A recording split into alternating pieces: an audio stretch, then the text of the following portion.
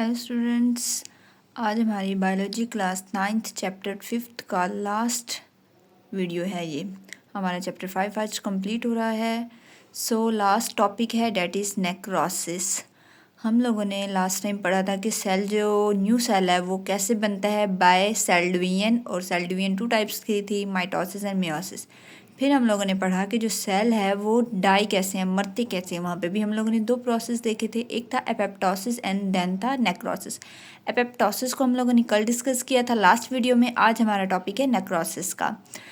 इसमें भी क्या होता है, सेल डेथ होती है। सबसे पहले हम इसको इंट्रोडक्शन देखते हैं। Necrosis is the accidental death of cell and living tissue.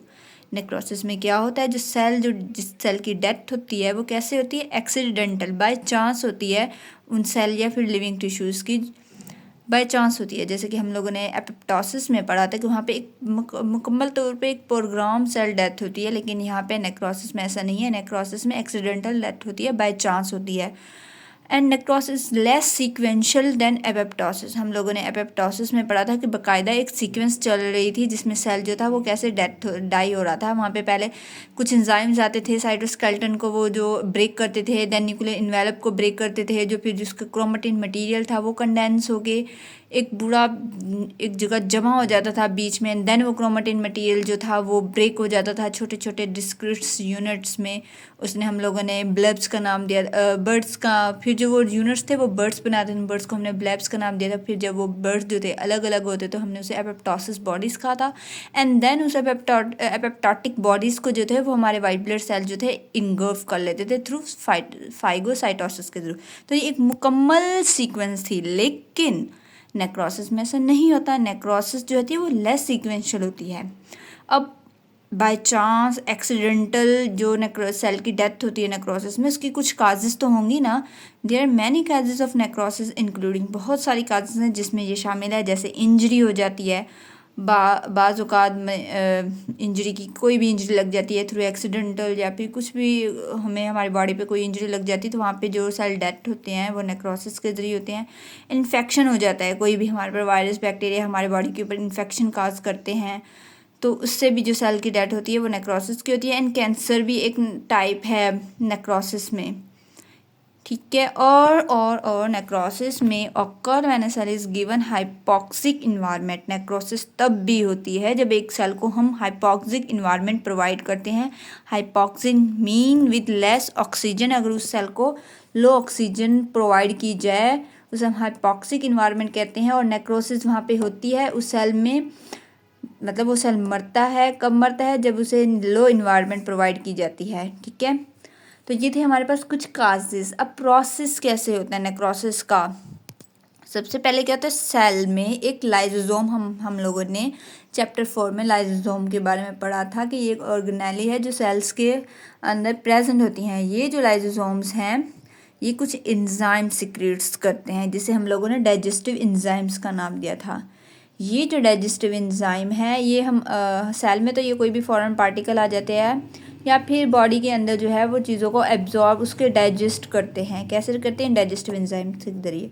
तो ये जो डाइजेस्टिव एंजाइम है ये जो हमारे सेल के अंदर सेलुलर कंपोनेंट्स हैं उनको ब्रेक करते हैं। Cellular components mean Golgi body हो गई, राइबोसोम्स हो गया, न्यूक्लियस हो गया, एंडोप्लाज्म रेटिकुलम हो गया, इसके अलावा प्लास्टिड्स, वैक्यूल्स, जो भी हमारे पास सेलुलर कंपोनेंट्स होते हैं उनको जो है वो ब्रेक करते हैं। फिर क्या करते हैं एंजाइम, ये जो हमारे पास एंजाइम्स थे उनको तो ये उनको तो ब्रेक कर दिया। फिर रिलीज होते हैं दूसरे सेल्स को, जो सराउंडिंग सेल्स होते हैं उनको भी ब्रेक करते हैं। जैसे कि ये हमारे पास डायग्राम है, ये एक सेल है, मीन्स कि ये हाइपोक्सिक सेल है जिसे लो ऑक्सीजन प्रोवाइड की जा रही है, आप ये कंसिडर करें। अब इसके अंदर ये ऑर्गेनेली है लाइसोसोम। ये जो लाइसोसोम्स हैं ये छोटे छोटे जो हैं ये डाइजेस्टिव एंजाइम्स हैं, इसने सिक्रेट्स किए। इस डाइजेस्टिव एंजाइम ने क्या किया, इर्द गिर्द जितने भी सेल के अंदर ये जो हमारे पास ऑर्गेनेली थे, सेलुलर कंपोनेंट्स थे सेल के अंदर, उनको जो है वो डाइजेस्ट कर दिया, ख़त्म कर दिया। फिर ये जो एंजाइम थे डाइजेस्टिव एंजाइम ये बाहर निकले और उन्होंने रिलीज हुए सेल से, और उन्हें जो साथ में सराउंडिंग सेल्स थे उनको भी क्या किया, ब्रेक कर दिया। तो ये प्रोसेस होता है नेक्रोसिस का। अब ये जो सेल था वो मुकम्मल तौर पे डाई हो गया, ठीक है। एंड देन डिसएडवांटेजेस, देखिए नेक्रोसिस की डिसएडवांटेजेस होती हैं, ये हमारे बॉडी में कोई एडवांटेजेस, कोई हमें फ़ायदा नहीं पहुंचाते। एपोप्टोसिस इसकी निस्बत जो थे वो हमारी बॉडी के लिए बेनिफिशियल थे। उससे क्या था, एक सेल की मुकम्मल तौर पे जो थी वो उनको कोई भी ऐसे ब्रेक डाउन नहीं थी, कोई भी ऐसा नुकसान नहीं था। सेल जो सेल मर रहा था उसे ठिकाने लगाया गया था, उसकी जगह नया सेल आया था। नेक्रोसिस में क्या डिसएडवांटेज है, जो cells that die by necrosis, वो सेल जो नेक्रोसिस के ज़रिए मरा, डाई हुआ, may also release harmful chemical that damage other cells. जैसा कि यहाँ पे हम लोगों ने पढ़ा कि ये जो सेल था वो जो मर रहा था उसने कुछ हार्मफुल केमिकल जैसे ये डाइजेस्टिव एंजाइम जिसने सिक्रीट किया, उन्होंने क्या किया, दूसरे सेल्स को जो है वो डैमेज किया। इट इज़ नॉन बेनिफिशियल, अब ये बेनिफिशियल तो नहीं है ना, एक सेल जो है वो मर रहा था लेकिन उसने दूसरे सेल्स को भी नुकसान पहुंचाया, बॉडी को नुकसान पहुंचाया, एंड टॉक्सिक फॉर बॉडी, और ये हमारी बॉडी है उसके लिए ख़तरा है। In which cell become burst during death process, में क्या था, सेल फट जाता है डेथ प्रोसेस में। ये जो सेल है, ये जो था, इसने डाइजेस्टिव एंजाइम ने तमाम के तमाम जो ऑर्गेनेली को खा लिया था, अब ये सेल फट गया है, उस फटने से जो है वो एंजाइम जो है वो रिलीज़ हुए हैं। तो क्या होता है, इस प्रोसेस में सेल जो होता है फट जाता है। हमारी बुक में कुछ साइट थे, उसमें लिखा हुआ था कि स्पाइडर बाइट्स आल्सो का नेक्रोसिस इन सम एरियाज, जो स्पाइडर बाइट्स हैं जो वो हमें काटते हैं तो उससे जो सेल के डैमेज होता है, वहाँ पे जो सेल डाई होते हैं वो नेक्रोसिस के प्रोसेस के ज़रिए होते हैं। देखिए स्पाइडर बाइट्स एक एक्सीडेंटल से होता है, वो अचानक से हमें नहीं पता होता कि स्पाइडर बाइट्स ने आगे हमें मतलब स्पाइडर ने आगे हमें बाइट करना होता है, वो एक्सीडेंटली होता है। And necrosis may be due to lack of proper care, improper care of wound site, मतलब कि अगर हम नेक्रोसिस वहाँ पे भी होती है जहाँ पे हमें कहीं ज़ख़म लगा है, उसकी हम प्रॉपर केयर नहीं कर रहे, तो वहाँ पे भी नेक्रोसिस होती है। तो ये साइड बॉक्सेस थे, ये एमसीक्यूज़ वाइज मोस्ट इंपॉर्टेंट है, और ये नेक्रोसिस हमारा टॉपिक भी है। MCQ short question wise and long question wise भी पूछा जा सकता है। तो ये आज का हमारा टॉपिक था, नेक्रोसिस में था। हम लोग ने पढ़ा था कि ये सेल जो है वो डाई टू प्रोसेस होता था, एक एपोप्टोसिस थे, एक नेक्रोसिस थे। एपोप्टोसिस लास्ट वीडियो में हमने डिस्कस किया, नेक्रोसिस में था ये एक्सीडेंटल डेथ होती है और ये लेस बेनिफिशियल है देन एपोप्टोसिस की। इसकी काजेस मेन थी कि इंजरी, इन्फेक्शन या कैंसर की वजह से भी वहाँ पे क्या था, नेक्रोसिस हो सकती है। और फिर नेक्रोसिस वहाँ पे भी होती है उस सेल में होती है जहाँ पे उस सेल को हाइपोक्सिक इन्वायरमेंट प्रोवाइड किया जाए, मीन्स कि उसे लेस ऑक्सीजन प्रोवाइड की जाए।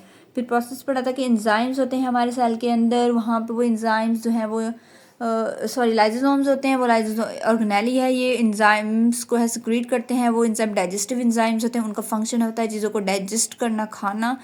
वो डाइजेस्टिव एंजाइम क्या कर लेते हैं, सेल के अंदर अपने कंपोनेंट्स को ही खाना शुरू कर देते हैं, ब्रेक कर देते हैं, उनको ख़त्म कर देते हैं। फिर जो है वो जब ये सेल फट जाता है तो वह दूसरे सेल में रिलीज़ होकर दूसरे सेल्स को है वो नुकसान पहुंचाते हैं, जो उसके सराउंडिंग में एडजस्ट सेल्स होते हैं।